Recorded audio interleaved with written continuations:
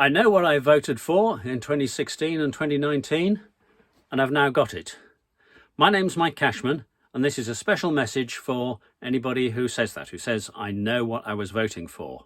I want to affirm your right to vote in the way that you did, and I want to commend you on your powers of prediction and being able to say what life would be like in 2021 in certain respects. So I've got this box here which represents people who say that. I know what I voted for in 2016 and in the 2019 general election, and I've now got it. So I'm happy with the result. So it's just a box. You can think of it as a statue or a plinth, if you like, a pedestal, whatever you like. But this is just to represent all those people. Not, of course, 17 million of you. Will just understand the difference between that, because some people were convinced by some of the things that they heard. So, for example, Dominic Cummings, who led Vote Leave, led the campaign, he said that message of we send £350 million per week to the EU, let's fund our NHS instead. He said that was decisive, that convinced several million people. And well, I don't suggest that you should believe everything Dominic Cummings said. His superpower is in, shall we say, in campaigns leading up to referenda and elections, and he's successful in that. So I think we should allow that he was probably right in saying that. So a lot of people were convinced by that, but you weren't. You weren't fooled by that proposal. You were not fooled. You knew what you were voting for, and you're not disappointed. For example, you're not disappointed by the failure to achieve that. If you're like David Frost, for example, sorry, this is not you, but those who, like David, who, just as David Frost said, didn't realise how difficult it would be to negotiate, those people are not in the box because they've not got the situation that they anticipated. Rookie error in negotiation to sort of map out, well, this is what we'll say and this is what they'll say, and not work out what they actually will say. One of many rookie errors. Another one was not to have worked out what your own side would agree to before you proposed it with the other side. Theresa May, Boris Johnson, David Frost all made that mistake. But anyway, this is not you, because you're happy with the situation that you've got. So you weren't convinced by the easiest trade deal in history. Obviously, it wasn't, as David Frost has said, but that didn't fool you. You didn't believe that. When Daniel Hannan said, no one is threatening our place in the single market, that didn't fool you either. You realised that we were not going to stay on the single market. You weren't fooled by what Daniel Hannan said. That message, for example, that you'll still be able to live, work and travel anywhere in the EU, that didn't fool you. You knew that was a lie. That didn't influence your voting at either time. And by the way, Andrew Neil has had a go on GBBs of saying that some of these things that people are bringing up were after the referendum campaign. You remember I said voted in 2016 and 2019. It is a matter of fact and a matter of law that what was going to happen with Brexit was not decided as of 24th of May 2016, the day after the referendum vote. There's some people who thought it should be. There's some people who even thought that they'd, wake up and by the end of the week we would be out of the EU. But we know, in fact, that at least until the general election of 2019, that was undecided. Various other things could have happened.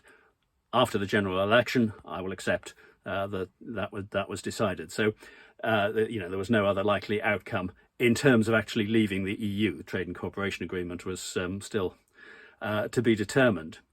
And so anything that was said by the leaders of the Leave campaign in that time was potentially significant in terms of influencing people, for example, in terms of that general election. Now, there was a strong promise that there'll be no change for EU citizens lawfully resident in the UK these EU citizens will automatically be granted indefinite leave to remain in the UK. And it went on to say, and they'll be treated no less favourably than at present. Well, that, of course, went in the bin. But you weren't fooled by that. You didn't believe that. Many people, many EU citizens may well have believed that, because that was coming seriously from members of the cabinet who were responsible for this going forward. Don't know how many of them voted leave on the basis of this. I suspect not very many. But anyway, that was the promise that was made, but it didn't fool you. Because you knew what you were voting for. And so it goes on. I mean, I produced a book, Brexit's a Trick, Not a Treat. A little poem at the end: if you hope for a Brexit that's sweet as a cake you can have and can eat, do you now realise the extent of the lies, and that Brexit's a trick, not a treat? But you weren't fooled. You weren't tricked by Brexit. You weren't fooled by suggestions that the EU's not democratic. You weren't fooled by the news that Turkey was just about to join. In fact, that Albania, Macedonia, Montenegro, Serbia and Turkey were going to join the EU. You didn't think the EU was going to ban tea kettles. You weren't fooled by any of this. And you knew what was going to happen. You saw what was going to happen and you were happy with that. I'm not saying, of course, that you predicted the COVID pandemic. Plenty of people didn't. That wouldn't be fair. But in terms of our relationship with the EU, you're happy with what we've got. You're happy with the instability that we now have, where we don't know whether the Northern Ireland Protocol will apply or not, where the question of exporting food to the EU is uncertain, where Britain has asked not to apply the terms of the Trade and Cooperation Agreement that the UK signed at the end of December. You're happy with the instability, the uncertainty as far as people being able to work in Europe, professionals, architects, solicitors, musicians and so on. Of course, at the moment, nobody's noticing that because they can't travel because of COVID, but you're happy with that instability. So, you predicted an awful lot of things and you predicted them very well. Congratulations. And you had the right to cast your vote however you wished. You don't need me to say that. I'm just acknowledging that. If you wanted to stick one on David Cameron and you felt that was important, more important than the question of Britain's economy and so on, that's democracy. It's a question of values. I'm not saying that was your motivation. I'm just giving that as an example. But isn't it interesting that none of you wrote about these predictions that you all had, because you're saying now that this is what you voted for? Some of us on the Remain side made these predictions about what shambles it was going to be regarding Northern Ireland, for example. Look at what I wrote in The Guardian, December 2019, in a letter. But, of course, that was all dismissed by the Leave side as Project Fear. So you knew that everything that I've put there, you knew that was all lies. You weren't fooled by it, but you voted for people who were promoting those lies, trusting them, presumably, to get some sort of good outcome. That shows a remarkable level of trust. I would just ask you to look at the state of Britain now. Look at the shambles that the Brexit negotiations are in, and you don't need me to tell you that. David Frost in Parliament has said, we want to achieve this, we want to achieve that, we want to achieve the other. In other words, we haven't achieved it yet. 11 months was a ridiculously short time to declare that the Trade and Cooperation Agreement would be sorted, and as usual, if you declare a ridiculously short time and stick to it, then you'll only get half the job done, or even worse, the job that you'll have done will have no sensible foundations. You have to go right back to the beginning and start again.